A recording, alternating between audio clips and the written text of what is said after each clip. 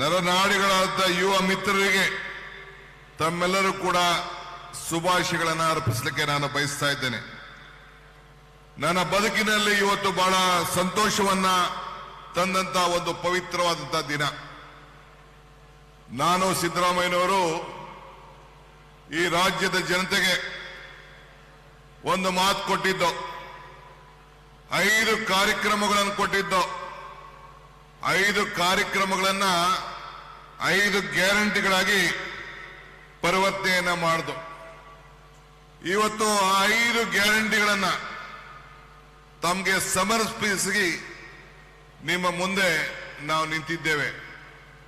ಪುರಂದರದಾಸರು ಒಂದ್ ಕಡೆ ಒಂದು ಮಾತು ಹೇಳ್ತಾರೆ, ಇದು ಭಾಗ್ಯ ಇದು ಭಾಗ್ಯ ಇದು ಭಾಗ್ಯವಯ್ಯ, ಪದುಮನಾಭನ ಪಾದ ಭಜನೆ ಪರಮ ಸುಖವಯ್ಯ ಅಂತೇಳಿ.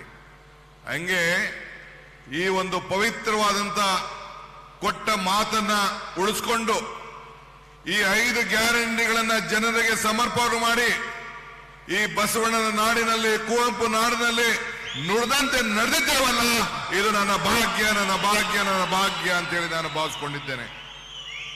ನಮ್ಮ ಗ್ಯಾರಂಟಿ ಯೋಜನೆ ಇದು ಈ ನಿಮ್ಮೆಲ್ಲರ ಬದುಕಿನಲ್ಲಿ ಬದಲಾವಣೆಯನ್ನ ಮಾಡಂತ ಯೋಜನೆ. ಬರೀ ನಿಮ್ಮ ಹಣಕ್ಕೆ ಜೋಬನ ತುಂಬಬೇಕು ಅಂತಲ್ಲ, ನಿಮ್ಗೆ ಆರ್ಥಿಕವಾದಂತ ಶಕ್ತಿ ಕೊಡಬೇಕು, ಸಾಮಾಜಿಕವಾದಂತ ಶಕ್ತಿ ಕೊಡಬೇಕು, ನಿಮ್ಮೆಲ್ಲ ಕುಟುಂಬದಲ್ಲೂ ಕೂಡ ಆತ್ಮಧೈರ್ಯವನ್ನು ತುಂಬಬೇಕು. ಈ ಬೆಲೆ ಏರಿಕೆಗಳನ್ನ ಈ ತತ್ತರಿಸ್ತಾ ಇರುವಂತ ಸಂದರ್ಭದಲ್ಲಿ, ಯುವಕರು ನಿರುದ್ಯೋಗಿಗಳಾಗಿರುವಂತ ಸಂದರ್ಭದಲ್ಲಿ ನಿಮ್ಗೆ ಮಾನಸಿಕವಾಗಿ ಈ ಕಾಂಗ್ರೆಸ್ ಸರ್ಕಾರ ಇದೆ ಅಂತ ಹೇಳಿ ನಿಮ್ಗೆ ಶಕ್ತಿ ತುಂಬಬೇಕು ಅಂತೇಳಿ ಈ ಕಾರ್ಯಕ್ರಮಗಳನ್ನು ನಿಮ್ಮ ಮುಂದೆ ಕೊಟ್ಟಿದ್ದೆ. ದೇವರು ವರನೂ ಕೊಡುವುದಿಲ್ಲ, ಶಾಪನೂ ಕೊಡುವುದಿಲ್ಲ, ಅವಕಾಶ ಮಾತ್ರ ಕೊಡ್ತಾನೆ. ಒಂದು ಕೊಟ್ಟು ಹೋಗ್ಬೇಕು, ಇನ್ನೊಂದು ಬಿಟ್ಟು ಹೋಗ್ಬೇಕು. ಹಂಗೆ ಇವತ್ತು ನಮ್ಮ ಸರ್ಕಾರ ಇಡೀ ದೇಶಕ್ಕೆ ಒಂದು ಮಾದರಿಯಾಗಿ ನುಡಿದಂತೆ ನಡ್ಕೊಂಡು ಇವತ್ತು ನಾವು ಈ ಕೆಲಸವನ್ನು ನಾವು ಮಾಡಿಕೊಂಡು ನಾವು ಬಂದಿದ್ದೇವೆ. ಬಂಧುಗಳೇ, ತಮ್ಗೆ ಹೇಳೋದಿಷ್ಟೇ, ಬಹುಶಃ ನಮ್ಮ ಶರಣಪ್ರಕಾಶ್ ಪಾಟೀಲ್ ರವರು, ಮಧುರವರು ಅನೇಕ ವಿಚಾರಗಳನ್ನು ನಿಮ್ಮ ಹತ್ರ ಹಂಚಿಕೊಂಡ್ರು. ಈ ಯೋಜನೆ ನಾನು ನಿಮ್ಗೆ ಹೇಳೋದಿಷ್ಟೇ, ಒಂದು ಮಾತನ್ನ ನಮ್ಮ ರಾಘವೇಂದ್ರ ಅವರು ಕೂಡ ಮಾತಾಡಿದ್ರು. ಈ ಯುವ ನಿಧಿಯ ಕಾರ್ಯಕ್ರಮ ನಿಮ್ಗೆ ಬರೀ ಒಂದು ಉದ್ಯೋಗ ಕೊಡಬೇಕು ಅಂತ ಅಲ್ಲ. ಈ ಕಾರ್ಯಕ್ರಮ ಅವರು ಮೊಹಮ್ಮದ್ ಯೂನಸ್ ಹೇಳಿದಂತ ಮಾತನ್ನ ಅವರು ಹೇಳಿದ್ರು, if you feed a fish it is for a day, if you teach him fishing it is for is life ಅಂತ. ಹಂಗೆ ನಾವು ಈ ಯುವ ನಿಧಿಯ ಕಾರ್ಯಕ್ರಮದ ಮುಖಾಂತರ ನಾನು ಏನು ವೈಯಕ್ತಿಕವಾಗಿ ಹೇಳಲಿಕ್ಕೆ ಬಯಸ್ತೀನಿ ಅಂದ್ರೆ, ಬರೀ ಉದ್ಯೋಗವನ್ನ ಸೃಷ್ಟಿ ಮಾಡ್ಕೊಳ್ಳಿಕ್ಕೆ ತಾವು ಚಿಂತೆ ಮಾಡಕ್ ಹೋಗ್ಬೇಡಿ. ನೀವು 10 ಜನಕ್ಕೆ ಉದ್ಯೋಗಿಗಳನ್ನ ನೀವು ಕೊಡುವಂತ ಒಂದು ಆಲೋಚನೆಯನ್ನ ತಾವು ಮಾಡಬೇಕು. ನಿಮ್ಮ ಕೆಳಗಡೆ 10 ಜನ ಯುವಕರಿಗೆ ಉದ್ಯೋಗವನ್ನ ಕೊಟ್ಟಾಗ ಮಾತ್ರ ಈ ನಮ್ಮ ಕಾರ್ಯಕ್ರಮಕ್ಕೆ ಹೆಚ್ಚಿಗೆ ಶಕ್ತಿ ಬಂದಂಗೆ ಆಗ್ತದೆ ಅನ್ನೋ ಮಾತನ್ನ ಹೇಳ್ತೀನಿ.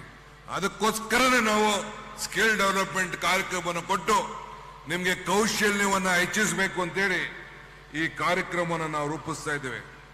ಸುಮಾರು 5 ಲಕ್ಷಕ್ಕೂ ಹೆಚ್ಚು ಜನ ಇವತ್ತು ಪದವೀಧರರಿದ್ದಾರೆ, ಡಿಪ್ಲೊಮಾದಾರರು ಬಹಳ ಜನ ಇದ್ದಾರೆ. ಈಗ ರಿಜಿಸ್ಟ್ರೇಷನ್ 26ನೇ ತಾರೀಕಿಂದ ಪ್ರಾರಂಭ ಆಗಿದೆ. ಇವತ್ತು ನಿಮ್ಮ ಅಡಗಂಟಿದು ಪ್ರಾರಂಭ ಮಾಡಬೇಕು, ದೂರದೃಷ್ಟಿಯ ಆಲೋಚನೆಯನ್ನು ಮಾಡಬೇಕು.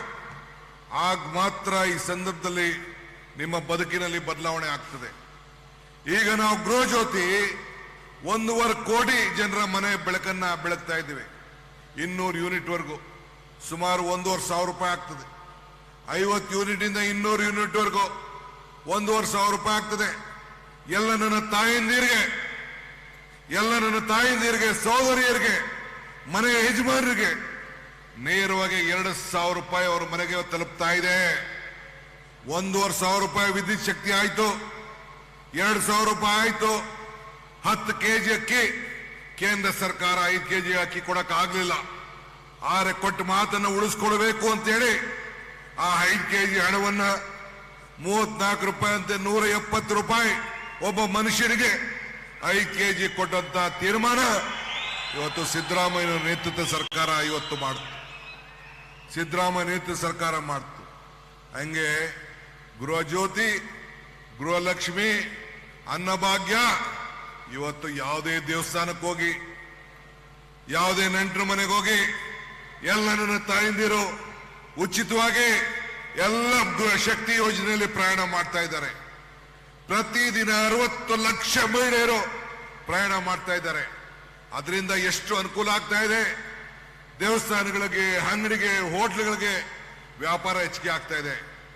ದುಡ್ಡು ಬ್ಲಡ್ 2 ಸರ್ಕ್ಯುಲೇಟ್ ಆಗಬೇಕು ಅಂತ ಒಂದು ದಿನ ಸಾಯಿಬಾಬಾ ಅವರು ಹೇಳಿದ್ರು. ಹಂಗೆ ಇವತ್ತು ನಾವು ಕೊಟ್ಟಂತ ಈ 5 ಯೋಜನೆ, ಈ 5 ಬೆರಳು ಸೇರಿ ಹೆಂಗೆ ಮುಷ್ಟಿ ಬಹಳ ಶಕ್ತಿ ಬಂತು, ಹಂಗೆ ಈ 5 ಗ್ಯಾರಂಟಿಗಳು ಸೇರಿ ಈ ಕೈ ಬಲ ಆಯ್ತು ಅನ್ನೋದನ್ನ ಹೇಳಲಿಕ್ಕೆ ನನಗೆ ಮತ್ತೆ ಬಹಳ ಸಂತೋಷ ಆಗ್ತದೆ. ಆದ್ರಿಂದ ಇವತ್ತು ನಾನು ತಮಗೆ ಹೇಳೋದಿಷ್ಟೇ, ಯುವಕರು ಯುವತಿಯರು ವಿಶ್ವ ಮಟ್ಟದಲ್ಲಿ ತಾವು ಆಲೋಚನೆ ಮಾಡಬೇಕು. ತಾವು ಗ್ರಾಜ್ಯುಯೇಟ್ಗಳಾಗಿದ್ದೀರಿ, ಡಿಪ್ಲೊಮಾದವರಾಗಿದ್ದೀರಿ.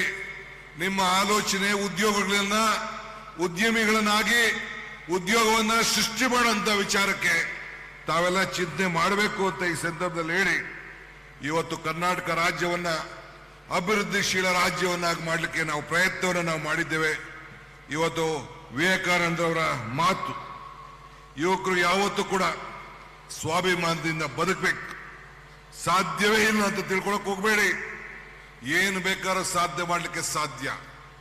ಆದ್ರಿಂದ ಹಿಂದೆ ರಾಜೀವ್ ಗಾಂಧಿ ಅವರು ಈ ಒಂದು ಯುವ ಯೋಜನೆಯನ್ನ, ಯುವಕರಿಗೆ ಒಂದು ಹೊಸ ಸ್ಫೂರ್ತಿಯನ್ನ ಕೊಡ್ಲಿಕ್ಕೆ ಆವತ್ತಿನ ಕಾಲದಲ್ಲಿ ಒಂದು ಹೊಸ ಯೋಜನೆಯನ್ನ ಯುವಕರಿಗೋಸ್ಕರ ಅವ್ರು ಪ್ರಧಾನಮಂತ್ರಿ ಆಗಿದ್ದಾಗ ತಯಾರು ಮಾಡಿದ್ದನ್ನ ಇವತ್ತು ನಾನು ಸ್ಮರಿಸ್ಕೊಳ್ತಾ ಇದ್ದೇನೆ. ಹಂಗೆ ಇವತ್ತು ನೀವೆಲ್ಲ ಯುವಕರು ನಿಮ್ಮಲ್ಲಿರುವಂತ ಶಕ್ತಿಯನ್ನ ಸರಿಯಾದ ರೀತಿಯಲ್ಲಿ ನೀವೆಲ್ಲ ಕೂಡ ಬಳಸ್ಕೊಂಡು ನಿಮ್ಮ ಬದುಕಿನಲ್ಲಿ ಆಗಿ ಈ ದೇಶಕ್ಕೆ, ಈ ರಾಷ್ಟ್ರಕ್ಕೆ ತಾವೆಲ್ಲ ಕೂಡ ಒಂದು ಶಕ್ತಿಯನ್ನು ತುಂಬಬೇಕು. ಇವತ್ತು ಕುವೆಂಪುರವರ ನಾಡಿದು. ಕುವೆಂಪುರವರು ಏನ್ ಹೇಳ್ತಾರೆ? ಟೀಕೆಗಳು ಸಾಯ್ತವೆ, ಕೆಲಸಗಳು ಉಳಿತವೆ ಅಂತ. ಹಂಗೆ ನಿಮ್ಮ ಬದುಕಿನಲ್ಲಿ ಯಾರೇ ಟೀಕೆ ಮಾಡಿದ್ರು ತಾವು ಚಿಂತೆ ಮಾಡದೆ ಮುನ್ನಡಿರಿ, ಮುಂದೆ ಹೋಗಿ ಹೆಜ್ಜೆ ಹಾಕಿ ಬದುಕಿನಲ್ಲಿ ಬದಲಾವಣೆ ತನ್ನಿ. ನಿಮ್ಮ ಕಾಂಗ್ರೆಸ್ ಸರ್ಕಾರ, ಸಿದ್ದರಾಮಯ್ಯ ಸರ್ಕಾರ ನಿಮ್ಮ ಪಾಲಿಗೆ ಜ್ಯೋತಿಯನ್ನ ಬೆಳೆಸಲಿಕ್ಕೆ ಬದ್ಧವಾಗಿದೆ ಅನ್ನೋ ಮಾತನ್ನ ಈ ಸಂದರ್ಭದಲ್ಲಿ ಹೇಳಲಿಕ್ಕೆ ನಾನು ಬಯಸ್ತಾ ಇದ್ದೇನೆ. ಇಷ್ಟೇಳಿ ಯುವಕರುಗಳು ಯಾವತ್ತೂ ಕೂಡ ಹೇಳಿಗಳಾಗದೆ ತಾವು ಹೋರಾಟವನ್ನು ಮಾಡಬೇಕು. ಇವತ್ತು ಜಗತ್ತು ನಿಮ್ಗೋಸ್ಕರ ಇದೆ. ಸಾಧನೆ ಇಲ್ಲದೆ ಸತ್ರೆ ಸಾವಿಗೆ ಅವಮಾನ, ಆದರ್ಶ ಇಲ್ಲದೆ ಬದುಕಿದರೆ ಬದುಕಿಗೆ ಅವಮಾನ ಅಂದಂಗೆ ತಾವೆಲ್ಲ ಕೂಡ ನಿಮ್ಮ ಆದರ್ಶವನ್ನ ಸರಿಯಾದ ರೀತಿಯಲ್ಲಿ ಗಮನದಲ್ಲಿಟ್ಕೊಂಡು ನಿಮ್ಮ ಬದುಕನ್ನ ಗೌರವದಿಂದ ಮೆಚ್ಚುರಿತಿಯಲ್ಲಿ ಮಾಡ್ಕೊಂಡು ಹೋಗಬೇಕು. ಇವತ್ತು ನಮ್ಮ ಶರಣ್ ಪ್ರಕಾಶ್ ಪಾಟೀಲ್ ರವರು ಈ ಕಾರ್ಯಕ್ರಮದ ಜವಾಬ್ದಾರಿಯನ್ನು ತೆಗೆದುಕೊಂಡು ಬಹಳ ಅಚ್ಚುಕಟ್ಟಾಗಿ ನಿರ್ವಹಿಸಿದ್ದಾರೆ. ಮಧು ಬಂಗಾರಪುರ ನೇತೃತ್ವದಲ್ಲಿ ಈ ಜಿಲ್ಲೆಯ ಶಾಸಕರು, ಎಲ್ಲ ಮುಖಂಡರುಗಳು, ಅಧಿಕಾರಿಗಳು ಬಹಳ ಉತ್ತಮವಾಗಿ ವ್ಯವಸ್ಥೆ ಮಾಡಿದ್ದಾರೆ. ನಾನು ಗುಲ್ಬರ್ಗದಿಂದ ನಾನು ಗಮನಿಸ್ತಾ ಇದ್ದೇನೆ. ಅಲ್ಲಿ ಗೃಹ ಜ್ಯೋತಿ ಕೊಟ್ಟು, ಗೃಹಲಕ್ಷ್ಮಿ ಮೈಸೂರಿನಲ್ಲಿ ಕೊಟ್ಟು, ಶಕ್ತಿ ಬೆಂಗಳೂರಿನಲ್ಲಿ ಕೊಟ್ಟು, ಇವತ್ತು ಯುವ ನಿಧಿ ಶಿವಮೊಗ್ಗದಲ್ಲಿ ಕೊಟ್ಟು ಇಡೀ ದೇಶಕ್ಕೆ, ರಾಜ್ಯಕ್ಕೆ ಒಂದು ದೊಡ್ಡ ಸಂದೇಶವನ್ನ ತರ್ತಾ ಇದ್ದೀವಿ. ಎಲ್ಲ ನಮ್ಮ ಅಧಿಕಾರಿ ಮಿತ್ರರಿಗೆ, ತಮಗೆ, ಮಾಧ್ಯಮ ಸ್ನೇಹಿತರಿಗೆ, ಎಲ್ಲ ಕಾರ್ಯಕರ್ತರಿಗೆ ಶುಭವನ್ನು ಹಾರೈಸಿ ನನ್ನ ಮಾತನ್ನು ಮುಗಿಸ್ತೇನೆ. ಜೈ ಹಿಂದ್, ಜೈ ಕರ್ನಾಟಕ ಮಾತೆ.